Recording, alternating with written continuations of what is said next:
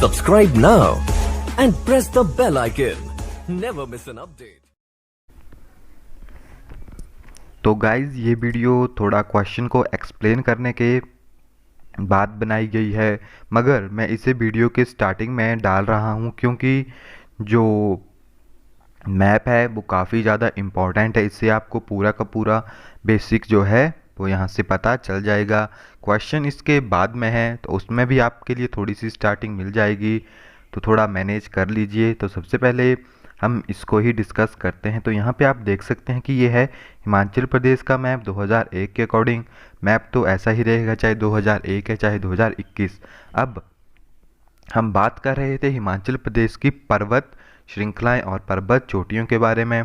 तो यहाँ पर आप देख सकते हैं हमारे पास मैप अवेलेबल है। अब जो हिमाचल प्रदेश है उसे डिवाइड किया गया है 3 पार्ट्स में। फर्स्ट पार्ट आपका यहाँ पर कुछ इस टाइप में आता है, सेकंड पार्ट आपका यहाँ से कुछ इस टाइप में आ जाता है।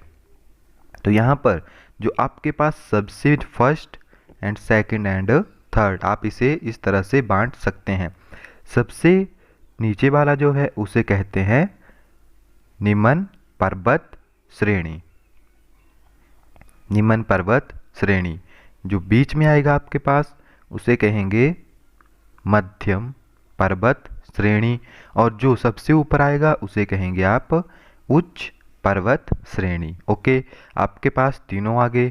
अब इन्हें किसके ऊपर बांटा गया है? First, second, third. फर्स्ट में आपके पास सबसे लोएस्ट लेता हूँ, फिर मिडल, फिर सबसे अपर।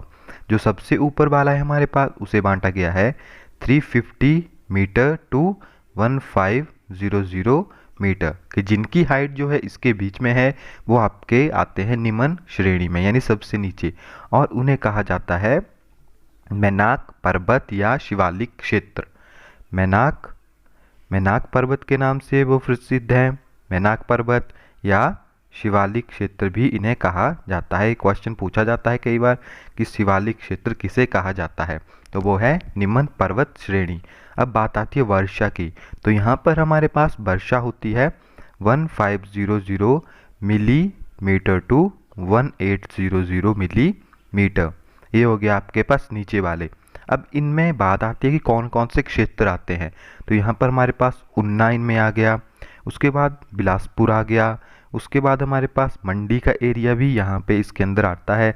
मंडी, सोलन एंड थोड़ा सा जो हमारे पास सिरमौर है वो भी यहाँ पे आ जाएगा सारा थोड़ा सा।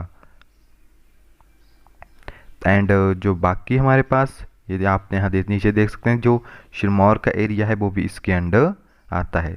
तो और शिमला का भी कुछ एरिया इसमें आ जाएगा। इसमें मैक्सिमम जो फसलें होती है वो आपके पास होती है, फॉर एग्जांपल मक्की हो गई, गेहूं हो गया, अदरक हो गया, धान इत्यादि जो है यहाँ पे फसलें होती है।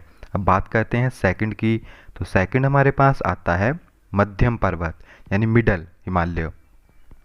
अब मिडल हिमालय की हाइट हमारे पास है 1500 टू 4500 मीटर मिडल की।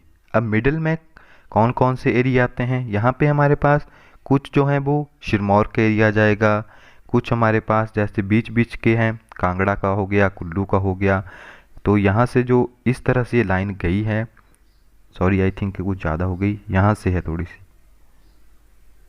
यानी जो बीच वाला एरिया है मिडल, आप जो याद रखिए कि जो बीच में मैक्सिमम एरिया आते हैं वही यहाँ पे मैक्सिमम लिए जाते हैं, यानी मिडल वाले एरिया। ये कुछ इस तरह से एंड यहाँ से कुछ, तो जो बीच वाले एरिया आएंगे वो सारे के सारे आपके पास मध्य हिमालय के अंदर आएंगे। फॉर एग्जांपल कांगड़ा जो है, कांगड़ा में आपके पास धौलाधार है। कांगड़ा में जो धौलाधार पर्वत श्रेणी है। अगर आपके पास चंबा का एरिया आएगा तो चंबा में आपके पास पीर पंजाल है। इसकी हाइट 1500 से लेकर 4500 मीटर तक प्रेजेंट है। एंड लास्ट है हमारे पास उच्च पर्वत श्रेणी। अब उच्च पर्वत श्रेणी जो है उसे अल्पाइन जोन के नाम से जाना जाता है, या अल्पाइन क्षेत्र, अल्पाइन क्षेत्र के नाम से भी इसे जाना जाता है। और इसके अंदर कौन से एरिया आते हैं? इसके अंदर आते हैं चंबा का पांगी हो गया, लाहौल स्पीति हो गया, किन्नौर हो गया आपके पास। तो ये तीनों जो है मैक्सिमम अल्पाइन जोन यानी हाईएस्ट एरिया में आते हैं। इनकी हाइट जो होती है वो होती है इससे ज़्यादा समुद्र तल से, और जास्कर पर्वत श्रेणी भी यहाँ पे ही है, जो कि हिमालय को या हिमाचल प्रदेश को तिब्बत से अलग करती है। तो यहाँ पे आपके पास तिब्बत हो गया, तो यहाँ पर आपके पास जास्कर पर्वत श्रेणी भी हो गई। और हिमाचल की सबसे ऊंची चोटी जो कि शिला है, वो भी इसी एरिया में पाई जाती है, जिसकी हाइट 7025 मीटर है। और एक बात ये भी है कि हिमाचल जो है वो पश्चिम हिमालय में स्थित है। तो ये भी आप याद रख सकते हैं कि जो हिमाचल है वो पश्चिमी हिमालय में स्थित है। तो गाइज यही था इसका बेसिक सा सारा का सारा। तो इसके बाद हम क्वेश्चन डिस्कस करते हैं। आइए तो क्वेश्चंस के ऊपर चलते हैं।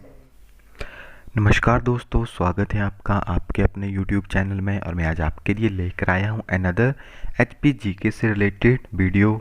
आज हम डिस्कस करेंगे मौसम, मिट्टियाँ और प्राकृतिक आपदाओं से रिलेटेड हिमाचल प्रदेश के कुछ इम्पोर्टेंट क्वेश्चन। तो आइए इस वीडियो को शुरू करते हैं। और अगर आप हमारे चैनल के ऊपर न्यू हैं तो हमारे चैनल को सब्सक्राइब जरूर कीजिए और वीडियो को लाइक एंड शेयर करना ना भूलिए। तो आइए इस वीडियो को शुरू करते हैं। पहला क्वेश्चन है हमारे पास, हिमाचल प्रदेश में कौन सा मौसम दीर्घ राका मौसम के नाम से जाना जाता है? यह कौन सा मौसम जो है वो दीर्घ राका मौसम कहलाता है? तो जो हिमाचल प्रदेश में सर्द ऋतु है, सर्द मौसम है, उसे दीर्घ राका मौसम कहा जाता है। क्वेश्चन नंबर सेकंड है हमारे पास, हिमाचल प्रदेश को एग्रो क्लाइमेट जोन और फिजियोग्राफिक के आधार पर कितने इकोलॉजिकल जोन में बांटा गया है? कि जो हिमाचल प्रदेश है उसे एग्रो क्लाइमेट जोन और फिजियोग्राफिक जोन के आधार पर कितने इकोलॉजिकल जोन में बांटा गया है? तो हिमाचल प्रदेश को बांटा गया है 7 जोन्स में। नेक्स्ट क्वेश्चन हमारे पास, क्वेश्चन नंबर थर्ड, पर्यटन मानचित्र पर हिमाचल प्रदेश को किस नाम से जाना जाता है? कि जो पर्यटन मानचित्र है उस पर हिमाचल प्रदेश को किस नाम से जाना जाता है? तो आई थिंक आपने सुना होगा कि हिमाचल प्रदेश को देवभूमि के नाम से जाना जाता है। तो ऑप्शन नंबर ए जो है इस क्वेश्चन का राइट आंसर है। नेक्स्ट क्वेश्चन हमारे पास, कांगड़ा में किस बरस भूकंप आया था? तो ये तो यहाँ पे मार्क है, ये एक ही बार आया था, 1905 में कांगड़ा में भूकंप आया था। तो ऑप्शन नंबर सी जो है इसका राइट आंसर है हमारे पास। नेक्स्ट क्वेश्चन हमारे पास, कांगड़ा में तबाही करने वाला भूचाल कब आया? पिछले तो हमें बताया गया था कि 1905 में आया था, मगर यहाँ पे आपको पूरी की पूरी डेट बतानी है। तो वो आया था 4 अप्रैल 1905 को। तो ऑप्शन नंबर सी जो है इसका राइट आंसर है। क्वेश्चन नंबर 6 है हमारे पास, सांगला घाटी में अधिकतम साल में एक ही फसल होती है क्योंकि घाटी का वातावरण, जो सांगला घाटी है उसमें केवल एक ही फसल होती है क्योंकि उसका वातावरण जो है बहुत ही ज़्यादा ठंडा है। तो ऑप्शन सी जो है इसका राइट आंसर है। क्वेश्चन नंबर 7 है हमारे पास, हिमाचल प्रदेश का कौन सा भू क्षेत्र अल्पाइन क्षेत्र के नाम से जाना जाता है? कि हिमाचल प्रदेश का कौन सा क्षेत्र है जो कि अल्पाइन क्षेत्र के नाम से जाना जाता है? तो वो है हमारे पास the great Himalaya. Option B जो है इसका राइट आंसर है।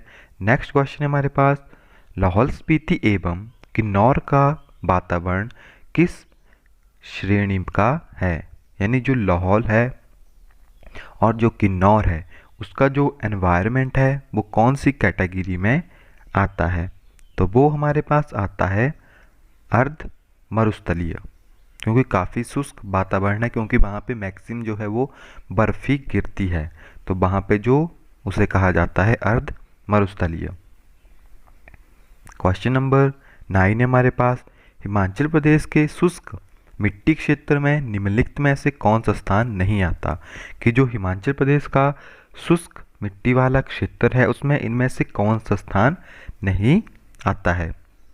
तो जो शिमला है वो इनमें नहीं आता। तो ऑप्शन नंबर ए जो है इसका राइट आंसर है। क्वेश्चन नंबर 10 है हमारे पास, हिमाचल प्रदेश में कौन सा जिला आर्द्र समशीतोष्ण क्षेत्र में पाया जाता है? कि कौन सा जिला जो है वो आर्द्र समशीतोष्ण क्षेत्र में पाया जाता है? तो वो है हमारे पास ऊना डिस्ट्रिक्ट। ऑप्शन डी जो है इसका राइट आंसर है हमारे पास। क्वेश्चन नंबर 11 है हमारे पास, शुष्क समशीतोष्ण जिला है, इनमें से शुष्क समशीतोष्ण जिला कौन सा है? तो अभी हम डिस्कस कर चुके थे कि जो किन्नौर और लाहौल स्पीति है वो शुष्क समशीतोष्ण जिला है। नेक्स्ट हमारे पास, शिवालिक क्षेत्र में कौन सी मिट्टी पाई जाती है? तो क्वेश्चन ये भी है कि शिवालिक क्षेत्र कहाँ पे है? जो हमीरपुर ऊना यानी सबसे लोवेस्ट जोन जो है हिमालय का इन हिमाचल प्रदेश, उसे कहा जाता है शिवालिक। हमें पता है कि हिमाचल प्रदेश को 3 भागों में बांटा गया है, फर्स्ट, सेकंड, थर्ड। सबसे ऊपर जो है हमारे चंबा, किन्नौर, जो कुल्लू के अपर एरिया हैं, एंड जो लाहौल स्पीति हैं वो आएंगे यानी अपर हिमालय में। मिडल हिमालय के अंदर हमारे जैसे कांगड़ा आ गया, कुल्लू आ गया, फिर जो बीच बीच में किन्नौर के थोड़े थोड़े एरिया हैं वो सारे के सारे यहाँ पे आ जाते हैं, जो कि पहाड़ी रेंज है। यहाँ पर जो निमन है वो थोड़े थोड़े प्लेन इलाके हैं सारे के सारे वो यहाँ पे आते हैं। इनके बारे में हम बाद में डिस्कस करेंगे डीपली। तो यहाँ पे जो शिवालिक क्षेत्र है वो कहा जाता है लोअर हिमालय को। तो वहाँ पे किस तरह की मिट्टी पाई जाती है?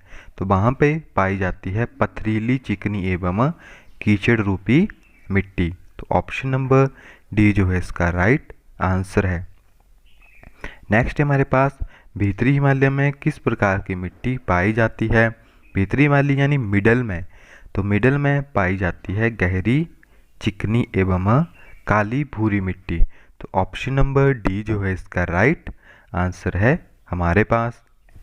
तो आई होप गाइज आपको वीडियो पसंद आई होगी। वीडियो को लाइक एंड शेयर ज़रूर कीजिए और हमें कमेंट करके ज़रूर बताएं कि आपको वीडियो कैसी लगी। मिलते हैं नेक्स्ट वीडियो में, तब तक के लिए thank you, have a nice day.